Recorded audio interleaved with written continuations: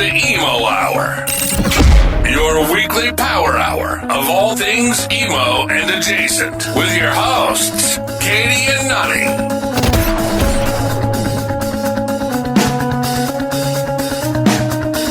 Hello and welcome to the Emo Hour. It's your host Nani and my good friend Katie. Hi, Katie. Hi, Nani. How you doing today? I'm so good. This is like the epitome of summer. We are finally now in summer and it feels so good.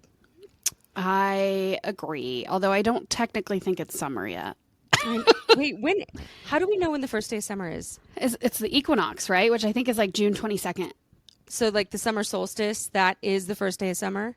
I think so, but now we're just going to get roasted because I'm not sure. I mean, if we both don't know, we're in good company at least. There we you can't go. We can't be the only ones, is what I'm saying. Yeah. Well, I was going to say I'm doing great today because I'm very excited about today's episode. We have a great guest.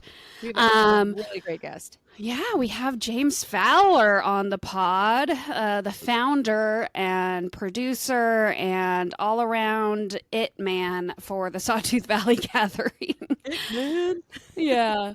Is that the right? I don't know if that's the right way to say it, but that's what I'm going with. But he's the brains behind the Sawtooth Valley Gathering, and like we'll learn in this episode with him, he puts his blood, sweat, and tears into this thing, and hearing his story and his passion and excitement around this festival, really, it's just so intoxicating that you can't help but be in there with him. So I'm really excited for this week's episode. Absolutely, me too. But on that note, we got to do our intro before we get into the interview. So, Nani, what's making you emo this week? Well, it's I think it's probably making a lot of people emo across the world, and that is, and I should just preface this with, I'm not necessarily a Swiftie at all. I did get to see the Eras tour, which was really fun, and I appreciate her artistry, but I wouldn't necessarily call myself like a big fan of Taylor Swift, but I'm a big fan of what just happened. And she was able to buy her catalog back, which a lot of people have probably seen this in the news, where there was a transaction a handful of years ago where her catalog was sold to Scooter Braun. Scooter Braun resold it to, I think it was Shamrock Holdings, which is a venture fund, private equity fund. And so, Shamrock Capital. And I think my understanding based on reports is that Shamrock bought that catalog for $405 million. And so Shamrock just sold it back to Taylor Swift, which it's not even really necessarily about the money anymore. It's more so around her getting her labor of loves back. So it's 6 records is my understanding. And now she owns pretty much everything. She owns her albums, she owns her music videos, her tour content, like everything. And that's always been a goal for her. And I think a lot of her fans have just been on her side. And there was a huge feud between her and Scooter because of this whole deal back however many years ago it was. But it's a big deal in the music industry. She was able to buy her catalog back. Huge deal. And really, like, for such a mega star to highlight that as an issue, I think has undoubtedly helped out so many other artists that are wanting to own their own work. So I think that, it sets a great precedent for other artists. We don't know how much she bought it back for, and that would be very interesting to know, but I'm sure we're never gonna know that. Well, I will say in her note that she did like a handwritten note in very Taylor Swift style that she posted on her website. And in that note, she really showed like an insane amount of gratitude towards Shamrock Capital. So there's a part of me that thinks that they might have actually been decently fair with her and sold it back to her at like a very fair price. No, and that's what the letter definitely expresses that. So I think you're right. There's also a piece of me that wonders how that investment has truly panned out for Shamrock, because she did re-record all those records and because the fans did follow her lead in only listening to those re-recorded records. So I am a little curious to see, like, if they're like, well, shoot, like, we shouldn't even hold on to this anymore. If she's going to re-record everything, tell her fans to go listen to this new recorded version. were they actually making any money on their investment? But Right. these are all details we don't know, but we can make assumptions. But regardless, this is such a win, and I'm very happy for her. And it's definitely making me a little emo. Yeah, absolutely. And just to kind of clarify, if the listeners don't know, Taylor has recorded several of her old albums and dubbed the Taylor's version. So that's what Nani's referring to there in terms of all the re-recording. But she hadn't done every single one, and that's actually been the Swifties. As of late, which probably means the last 6 months or even a year, they've been expecting her to announce the Taylor's version of her Reputation album. And she even addressed that in her letter about buying back her catalog. And basically that she hasn't done all of that, hasn't even done most of that album, and was having a hard time redoing that album in particular. But that's one of the ones that she bought back. So she owns that now. I think she was saying something like it was a very angsty, specific time in her life, and to like get back into that headspace isn't always possible. Yeah. She thought that was one of the records that re-recording it, she couldn't do it better, where she thought she could do some of the older records better than she did back then. So it's kind of cool. I mean, I assume that maybe something will happen someday, but I'm just happy for her. Well, she did say there's unreleased songs from that time in her life that will come out when the time is right or something. So the Swifties can look forward to that. The Swifties are for sure stoked on that. Yeah, yeah. Well, what about you? What's making you emo? Well, you kind of stole it a little bit at the beginning. Mine's a little basic just in terms of it feeling like summer, and I'm just emo about the weather and the time of year, and I'm just thinking about everything that summer brings. It's such nice weather, so it's going to be lots of time at the pool or at the lake or at the lazy river. It also, for me, means like my co-ed softball team is back on. I get to play co-ed soccer, hopefully play some tennis, and it also means lots of live music. So it means Catch 'em Alive here in town. It means music by the pool at Zenergy. It means festivals, which is why I was thinking that was a good transition into our interview, because one of the greatest Idaho festivals is coming up in just a few weeks, or a couple weeks, I guess now.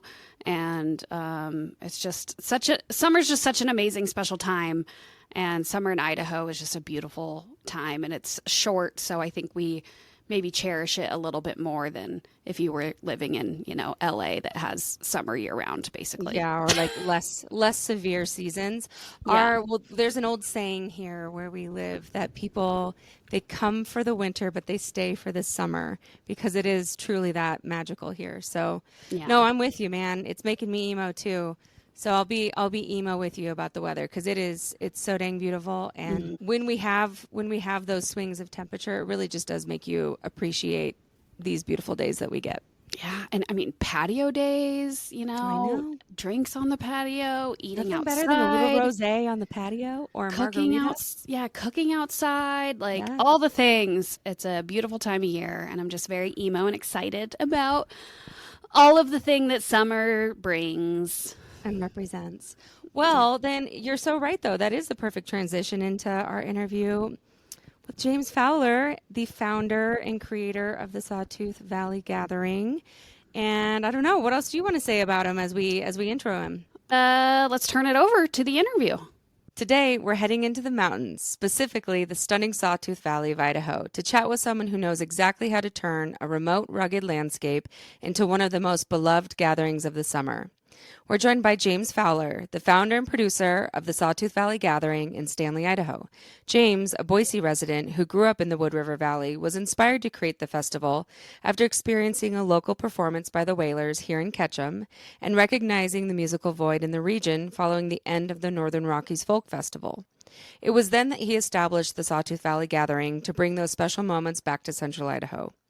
Now, celebrating its 10th anniversary, the festival boasts over 40 live performances from national, regional, and local acts across 7 stages set against the breathtaking backdrop of the Sawtooth Mountains. James is here to share what it really takes to bring this magical event to life, from curating lineups and navigating small-town logistics to building something that feels as rooted and intentional as the mountains around it. We couldn't be more excited to welcome James Fowler to the Emo Hour. Welcome. Woo! Welcome, Long-time James. listener, first-time caller. Thanks so much for having me. Love We're it. so excited you're here. Love it. Well, and I feel like I should just add in, we met you initially last November at the 5B Battle of the Bands. And just so you know, you're our final fellow judge for 5B Battle of the Bands to be interviewed on our podcast, because we interviewed Molly and Mark. Oh, fun. Yeah. That was a great hang. Props to our friend Sarah Burns for pulling that one off. That was a great evening. Yeah. Yes, it was. Wasn't it? So I think let's get into it. I mean, we touched on a bunch of it in the intro, but I mean, we just want to hear it straight from the horse's mouth, as they say. What was your inspiration for creating this Sawtooth Valley Gathering? That Whalers show was a big part for me wanting to throw festivals. I was on the board of directors at the Northern Rockies Folk Fest, and with my mentor Pete Kramer. That was 7 years of my life. But while that was happening, there was the Sawtooth Music Festival.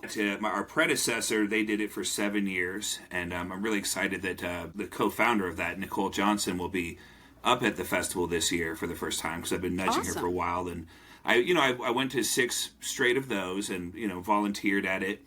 And it was I wanted to kind of let things the dust settle, so to speak, and waited 3 years after. But I was just always so in love with that place. I can recall seeing Daniel Rodriguez, formerly of Elephant Revival, playing with that band up there and playing a song, Sing to the Mountain at sunset. And it was, I spent 6 years or so in the Florida Keys.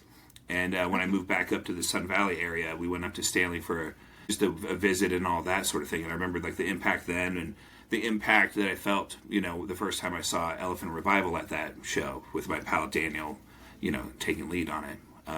But yeah, I would say that those were kind of like the moments that really kind of, like the building point to get to kicking it off, so to speak, in 2015. So Right. That's so cool. Also, are you Hemingway? Because if you're spending time here and in the Florida Keys, you are Hemingway. Oh, yeah, no. Yeah, Exactly he had a what I was place in gonna Key ask. West, not too far from where we lived. And then I remember working the writers' conference over there in Sun Valley, or Ketchum once, and the final house there and whatnot. And yeah, what a guy.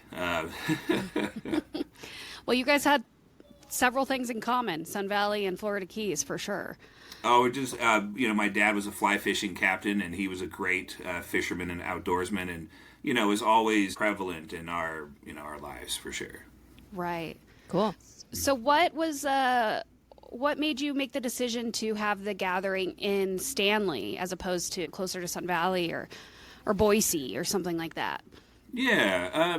Like the Folk Fest was winding down, and it was kind of, I don't want to say obvious, but it was, we were on our way out there, and I just, Ketchum had kind of a few things going on. Nothing's really still happening. But I find more inspiration there, from being in Stanley. Fruition, we had headlined 5 times over the years, and they were like the band that I heard when I looked at the mountains. And it really is, it's like this vortex up there, and this energy that just kind of pulses when you go up to Pioneer Park. It's just, it never, I never feel, anything short of inspired. Isn't that the truth? Those mountains, they just do something to you. It's just one of the most beautiful places on earth. True. Yeah, and I totally get feeling inspired or feeling introspective or just thinking about the world in general. I mean, it can inspire, I think, a lot of different thoughts, because it is, like Nani just said, one of the most beautiful places in the world. Yeah. Yeah. Well, Yeah, so this is... Oh, go ahead. After you, sorry. Yeah. No, I was going to say, this is your 10th year. This is a big year for y'all. You're double digits now, right? And I'm curious how it's evolved from year 1 to year 10. Sure.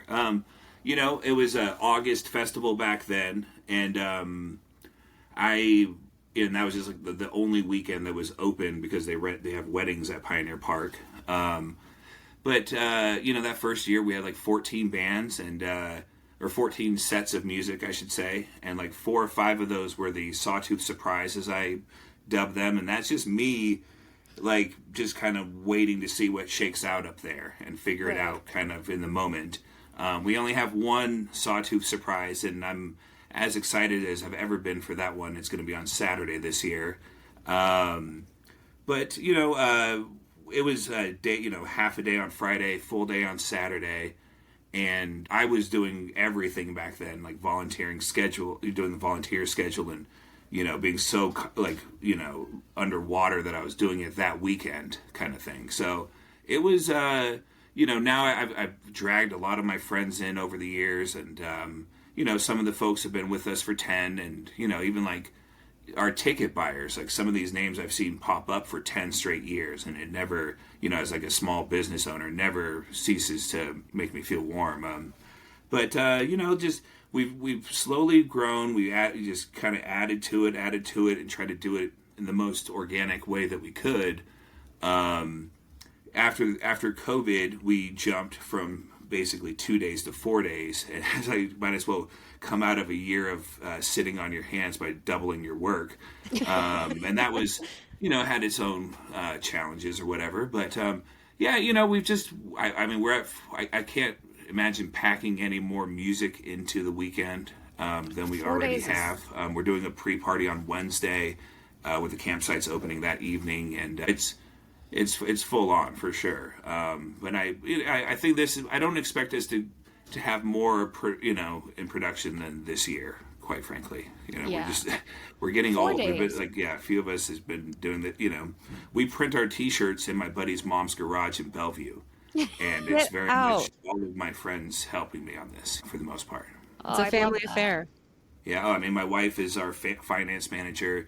She's scheduling volunteers, coordinating with vendors, helping design merch. Right now, she's in the backyard building a recycled product water dispenser for the backstage. My brother does our workshops. My mom helps with hospitality. It's and then Joni, the 17-month-old daughter, is our little mascot that doing it all to just hopefully long enough that she can remember it, I would say.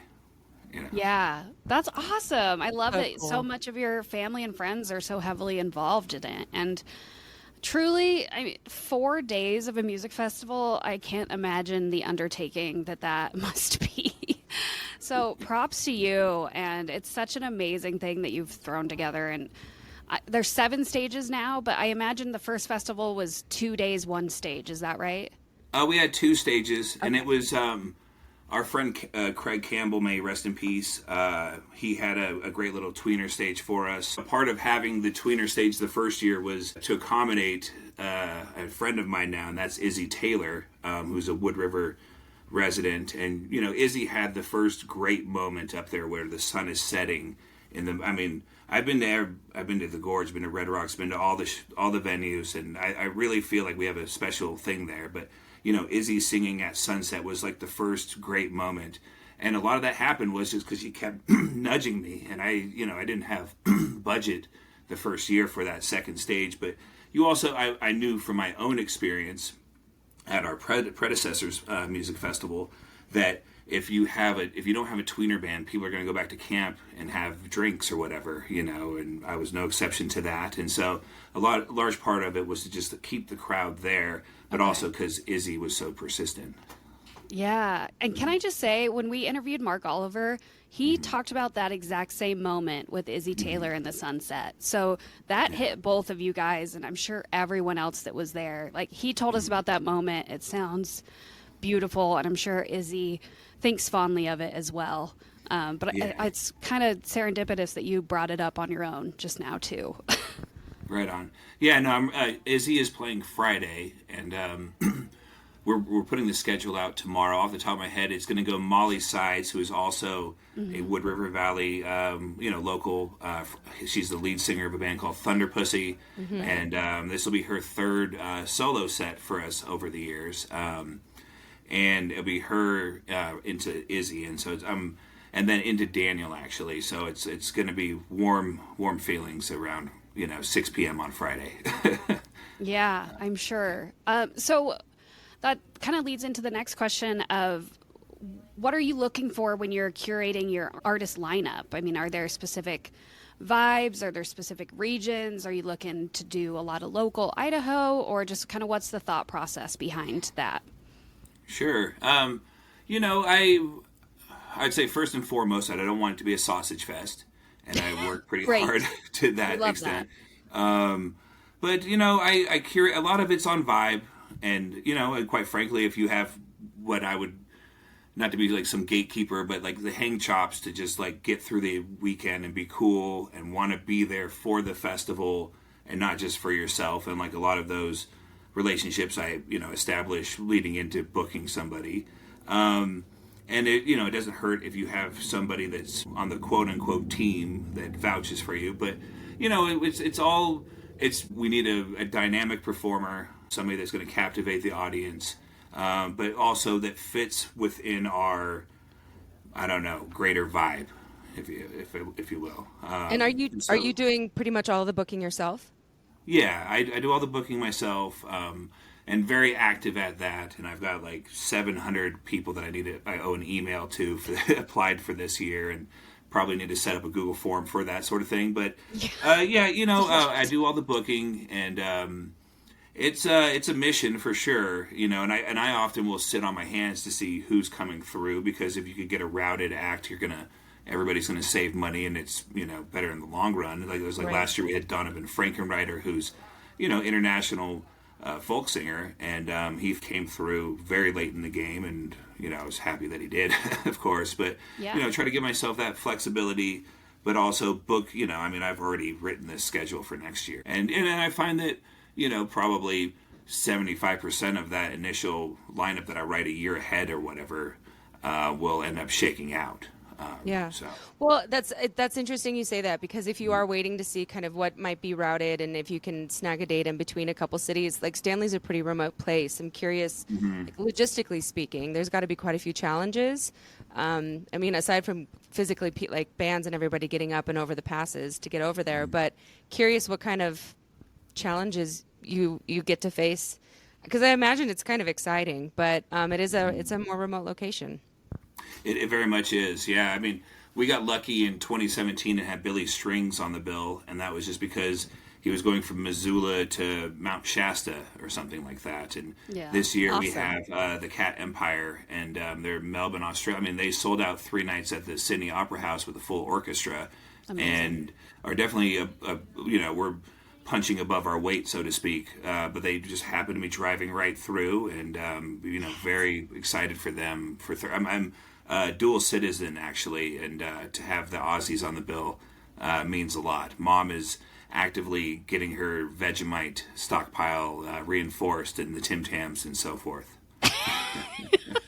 But you're a dual resident. That's so cool. Of Australia specifically? Yeah, dual citizen. Yeah, Mom grew up in Sydney.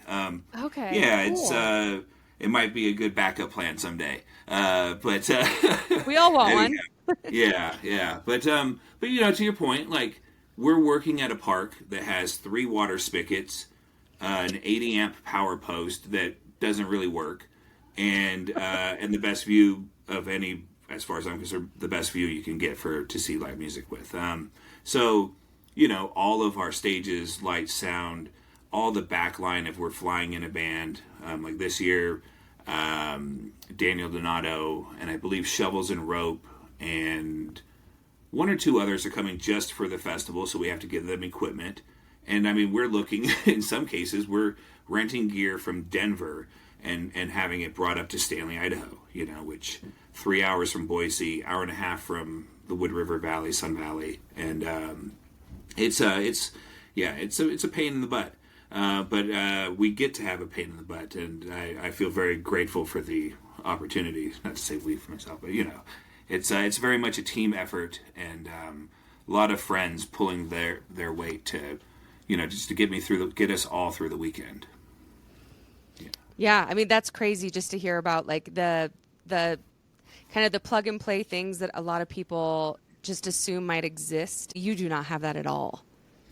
Oh no, I mean we're bringing 3 trailer size generators up, and parking those strategically and turning them off at X hours so that we don't get charged double on the usage. It's all, I mean, I've accumulated this like stockpile of tent and fencing and all this stuff that people don't need in their garage, to be sure. Your garage probably looks pretty interesting, I imagine. It's a lot of moving parts for sure. Yeah, and you haven't implemented like any permanent structures or utilities or anything up there for the gathering, right? So you just bring it in every year. We bring it in every year. I mean, all the toilets and dumpsters and everything. There is a tentative plan to have flushing toilets at the park next year and like 50 powered RV spaces. But we're getting it's a rough piece of like the campsite itself. But it's about the view and the energy.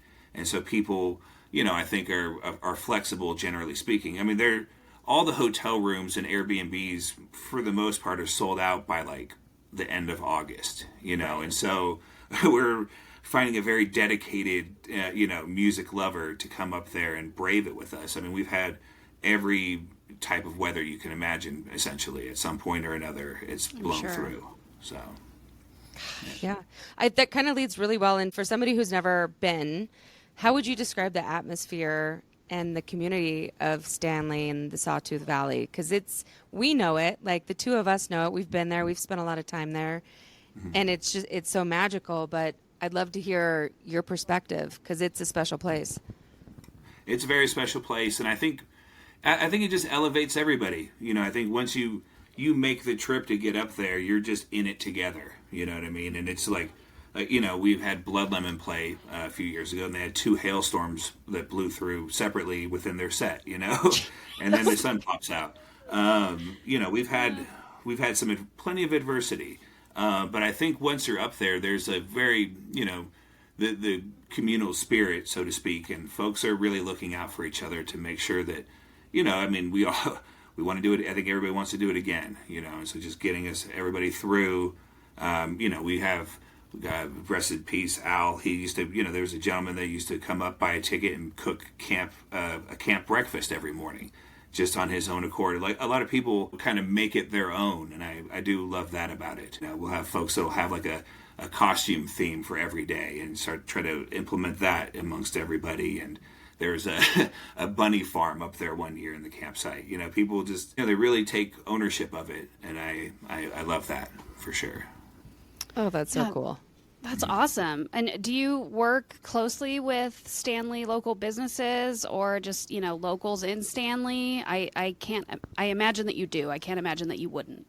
We have, no, it's very important. I mean, it's such a, Stanley, there's like just over 100 full-time residents. In the summertime, it's 300 soaking wet with rafting guides that are maybe camping in the back of an outfitter's yard, you know what I mean? But it's people are there because they believe in it so much, the area and all of that. But I most certainly call every single business up there, and we're trying to make accommodations. Whether we try to give owners tickets, employees passes as well, and just do what we can. Sawtooth Adventure Company has been our outfitter for whitewater rafting the last few years, and they take 40 of our crew and musicians up on a rafting trip, and they've got a 25% off discount right now for anybody who wants to go. But Casino Club, they've come into the loop recently. Mountain Village is our backbone, and Mandy and Russell Clark are definitely my heroes. They have been so good to me over the years. But I have a great relationship with like the mayor and the city council and so forth, and then several other businesses up there in town, the Sawtooth Hotel, the Stanley Bakery, a lot of people that are Peaks and Perks Coffee that are really just gung-ho to just get us through the weekend because they know what we're going up there for, and trying to include them with and so it's I'm very just grateful to work with a lot of those folks for sure. That's awesome. And speaking of the Casino Club, I know this episode will come out after, but there's a Road to the Sawtooth Valley Gathering show happening this weekend at the Casino Club in Stanley. And before we started recording, you were telling us about just the insane number of Road to Sawtooth Valley Gathering shows that have been happening in the last few months. So can you tell us a little bit more about that? Sure. Yeah, we have Boise's own Floating Witch's Head, Masters of the Doom Boogie. And it's basically an all-star band, and they're playing just dark, dirty rock and roll, and it really resonates with my soul. We're excited to have them at Whiskey's this weekend and Casino Club as well. As far as the road too, we did 8 straight weeks at the Modern Hotel within the rounds. I'm a big fan of a storyteller and a songwriter, and I find that when you have 3 songwriters on stage together, a great conversation could kind of happen there and a lot of laughs. Then a lot of the other ones, like in some cases, Duck Club might book somebody that we've worked with in the past, and it's a cross-promotional effort. In other cases, like the show at Whiskey's, it's a ticketed show that we're putting on ourselves. But it's, every single one of them, there's been a sign-up list, or according to pre-sales, a chance to win tickets to the festival. So we're giving out times 2, so 60 passes or whatever. And it's, I don't know. I think about the ways you could spend a marketing budget at this point, and some of the social media is so toxic right now that I just don't even want to put any money into it, quite frankly. And I think that, the vibe that we created at the Modern, I would do the Modern shows 2 months for the rest of my life, kind of thing, because it really is just a special vibe that was kind of taking place there. I know, I want to see it. That I didn't know that was happening. I want to go to that. They're the best. Or not the best. They're tied with Mountain Village for being the best, and Sawtooth Brewery, of course. But no, it's just we've been doing it in the courtyard, and it's just like a really comfortable setting, and a lot of great moments. I'm big on recording the shows as well. Like, we have a very robust media team as far as photography, the film side of it. Actually, we have a extended recap video we're going to release tonight from 2023. Kind of get to it when we get to it kind of vibe here. I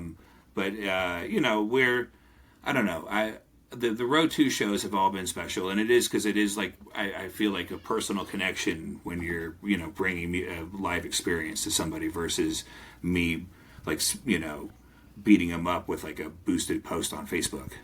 Right. Yeah, fair enough. And the Road 2 shows that you guys are doing, do you like plant them specifically in areas that are like literally on the road to the gathering? Yes and no. We have like the one in Stanley is this weekend, and that's obviously there. But 4 of them were with our friend Steve Poltz, and that was like Seattle, Portland, Eugene, and 2 in Sisters. Cool. And so we've done a lot on the 84 corridor with our friend Brad Parsons as well. And just, I think the road to Sawtooth is always happening, year round, as far as I'm concerned. If it's not the festival, it's, we're getting we're working our way to the festival. So, we did quite a few in Boise, and, it's been a journey, to say the least. Yeah. So with all these Road 2 shows, and now we're just a few weeks out from the festival, how are you feeling? I'm tired. I'm tired. No joke. Like our daughter, like I mentioned, is teething and weaning off a milk bottle. We did the 8 straight weeks of these shows, and just it's a lot of communication happening right now. I'm just any of my friends I could drag over here to help answer some emails or whatever they can do, I'm very much about. But it's we're I'm optimistic. It was like 3 weeks ago I had security quit on me without any notice or reasoning. And so there's always a hurdle, a partner might drop out for whatever reason or something like that, and you just have to work with it because there's no other choice. It's all the name of the game. Yeah, name of the game in events. It's like you plan for everything and then you just wait for something to happen and you pivot. Yeah. No, you have to be, like water, so to speak. Fluid. That was my Bruce Lee-ism. Oh. Yeah. Well, so I'm curious. I know that, like, obviously we don't want to get too far into the future, but I'm curious what you see the future of Sawtooth of the Gathering. Like, where do you think it's going to go from here? I mean, every festival is year to year on potential. You know what I mean? And I talk about writing the schedule out for next year, but I have to be so much in the here and now. I do think, and this isn't like a marketing ploy, like we're going to scale it back next year. It's a lot. We're bringing like 150 volunteers up there, and they have to have a place to sleep, and it's sometimes it hails. And, so you're trying to keep, and we've had turnover, of course, about trying to just, the less turnover, the better. And it's like less work for me in the end. But the goal is to just be able to do it again and really just make it as easy as possible as with everybody that's involved. There's a very high likelihood that somebody's listening to this podcast and specifically listening to listen to you, and they probably put you up on a pedestal because of what you do and what you bring to the community and to the region. And if that person, like, what advice would you give to somebody who looks up to you and wants to be doing what you're doing and maybe wants to start a small festival or an intentional festival? Like, what words of advice might you give somebody who just is looking at what you're doing and loving it? It's got to be a passion project, a labor of love, without a doubt. There's so many, the highest of highs and the lowest of lows, Right. without a doubt. And I mean, it's, I've seen so many festivals either take a break this year or just not come back, and it's a whole thing. You really, really don't try to do it all yourself is like the name of the game. You have to delegate. And, for years and years, I did way too many jobs, and I think it could be argued that I'm still doing too many jobs. I'm sure you are. It sounds like it. Yeah, no, I'm. It's to the point where I'm like half delirious and half tired, but in good spirits. But no, I think you got to really, really, really want it, and you have to have a vision that you can, have other people believe in too, or a place like Stanley in this case. You know what I mean? And I think I think the people that get it, and you have to find those people for sure. Right. And I think, you kind of said this before we started recording, but pat the community, like pat each other's backs, right? Like you were talking about different contributions you make to the community. But you should tell us about that again, too, just because I think that's a huge part of it and just a huge part of making it a successful event. It's all about being the best guest you can be, right? And, for us, we have $4 of every ticket for weekend and single day passes. Right off the top, it gets split up to 4 local businesses in town. The Stanley School Parents Association, who's been benefactor since the very beginning, and Sawtooth Brewery out of Haley actually donates, I believe, 10% of their sales to them as well.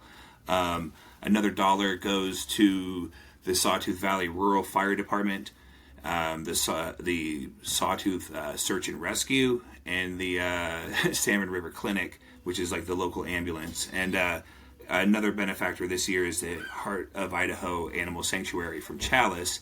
And our friends from Tito's Vodka are, making a nice donation to them. And, we also pick up 12 square miles of trash at the end of the weekend and coordinate a park service / city cleanup day. And then we give out the tickets that we do. So, trying to, and then promote businesses, et cetera. So it's got to be more about, it's not just about the festival, it's about the entire community. Right. And trying to do something that, because, it's, some people like black licorice, but not everybody likes black licorice. You have to, right. That's very much our festival. But that's so amazing. Like, I feel like you're doing everything right, and all the things that you just talked about, like, are such important aspects to throwing such a big event in such a small, remote location. It's just a sign of respect and community, and I just love that so much. So thank you for all that you're doing, because I know you don't have to do those things, but it's Yeah. great that you do.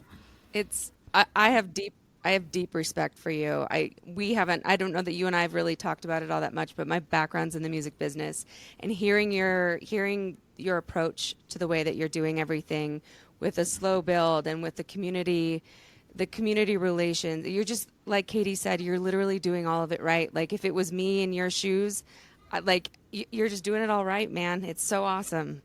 It's Thank you. like, I just want to give you a high five and a hug through the camera. Yeah. Right? Katie, did you have any other questions, or should we hit them with some rapid fires? Yeah, James, if you're ready, we have just a few rapid fire questions, if that's okay. Let's rapid fire it. All right. Do you want to do it, Katie? You want me to? You can go ahead. Okay. And some of these might be a little difficult, but just whatever is the first thing that comes to mind. So, favorite band you've ever booked? Fruition. Okay. Favorite meal in Stanley? The pork schnitzel at the Sawtooth Hotel. Oh, hell We yeah. have a crew meeting on Monday, or a crew dinner on Monday after the festival, and it's like 15 to 25 people usually, and they have like a fig, it's a date with like bacon and chevre. Yeah. Oh, yum. That sounds amazing. One song or artist that captures the energy of the Sawtooth Valley Gathering? 2018, Fruition has 20 plus people on stage. They brought me up and my brother actually, and they have a tune, Meet Me on the Mountain, which is, I'm not going to sing it for you, but it's Are you sure? Any a dream artist that you'd like to book for the gathering? Well, we've already had Billy Strings. Yeah, that's but I huge. would, no, just kidding. But I would say Sierra Farrell is very high on my list of artists. I've checked in, and it just keeps doubling. So, Right. Yeah, I don't know. And then your favorite or most lasting memory that you've ever had at the gathering? Ooh, I think, I don't know. That's really tough. I would say, last year Andy Frasco essentially saved the festival.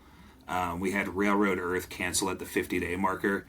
And so my friend Steve Poltz, we have a phone call, and he's been hyping Andy for years, and I've seen him, and if you've seen his show, he's very much a wild card.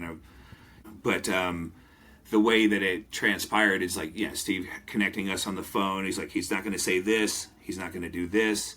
And then he comes out and he's like, hello, everybody. We're Railroad Earth.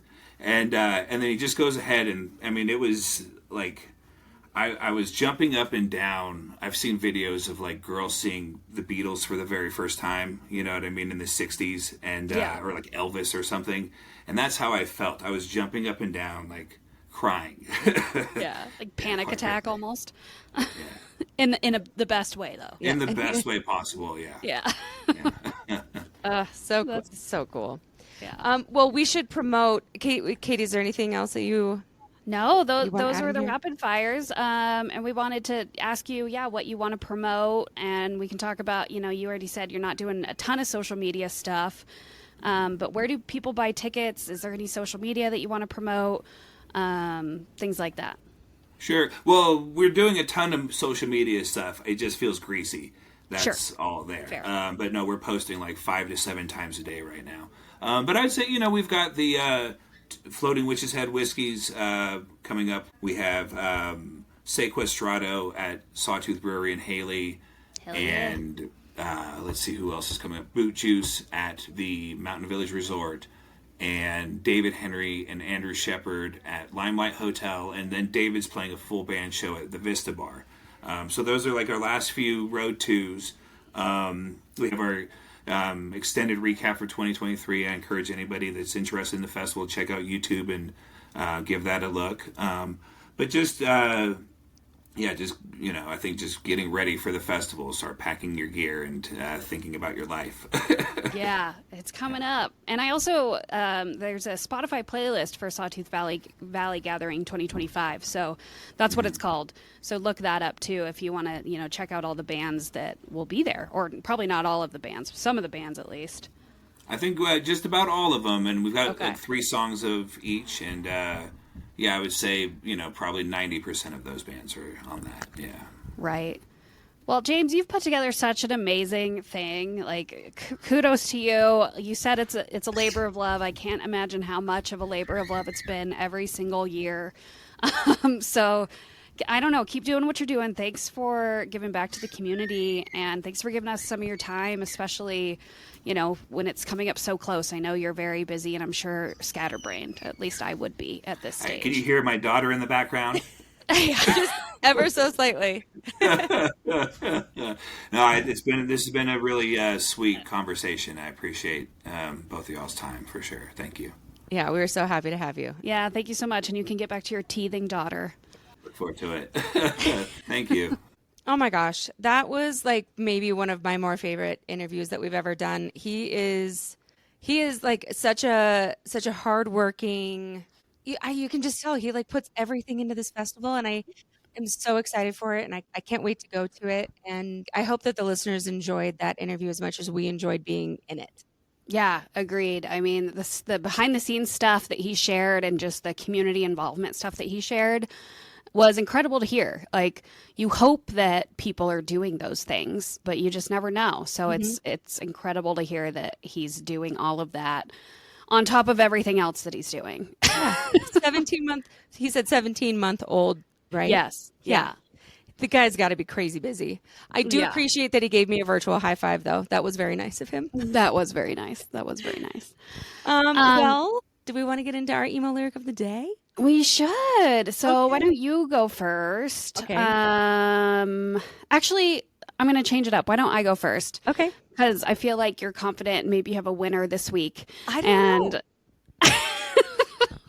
know. You see my confidence dwindling as we speak? My choice this week was more based on a song that's been stuck in my head kind of on and off this week. Okay. And so it's more about the song than the lyric, but I think I found a pretty good lyric too. Okay. So we'll see what you think about it.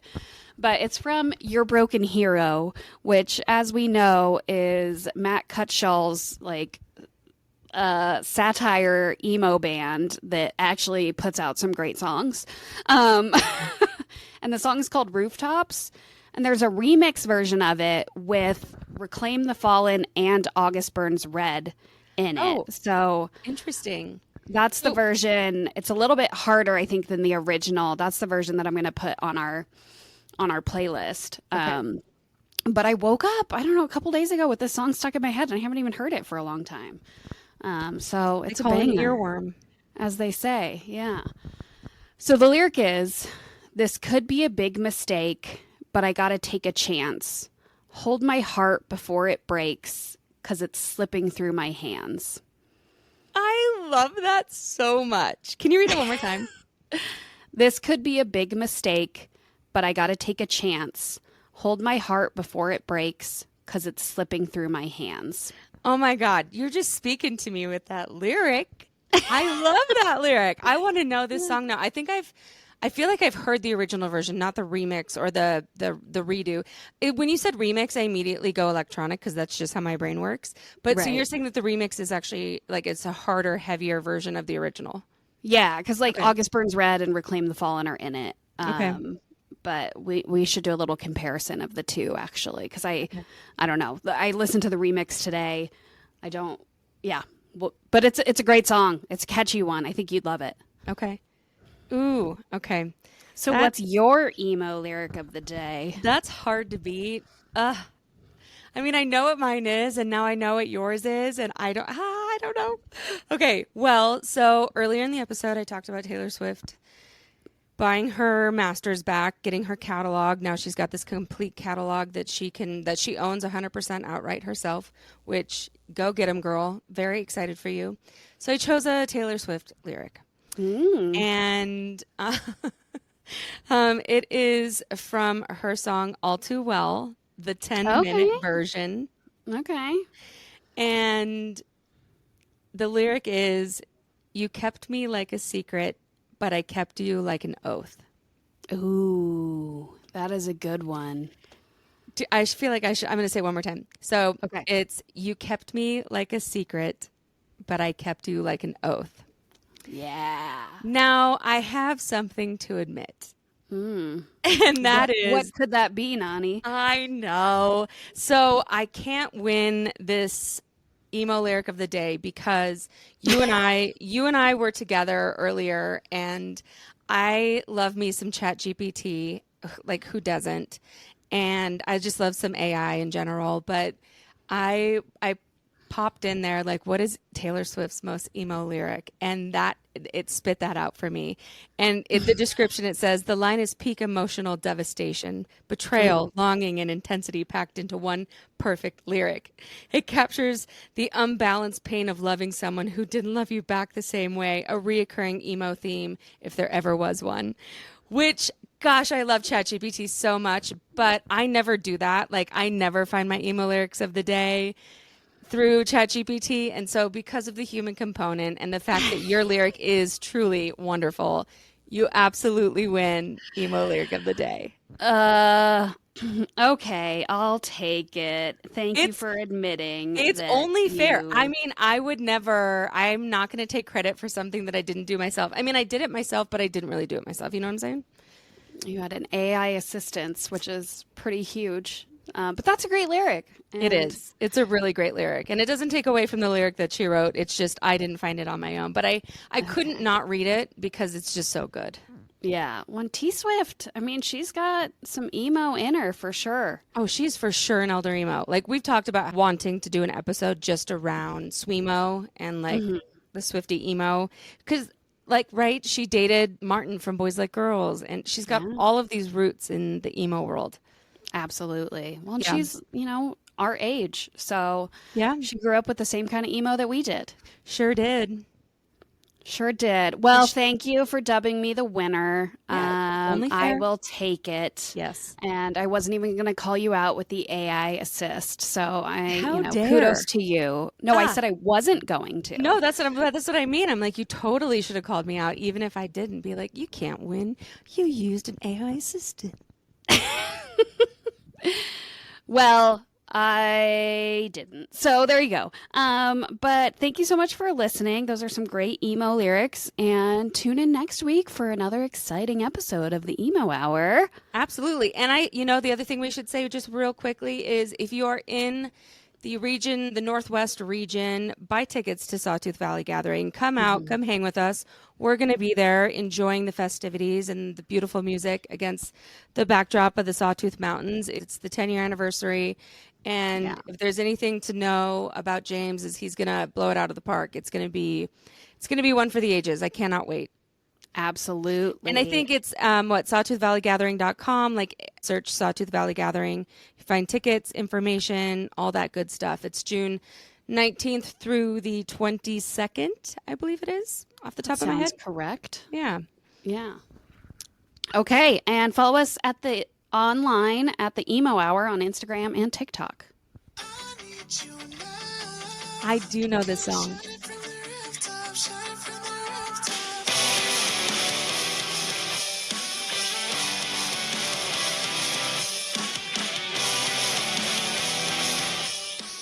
Catchy, right? It's so good.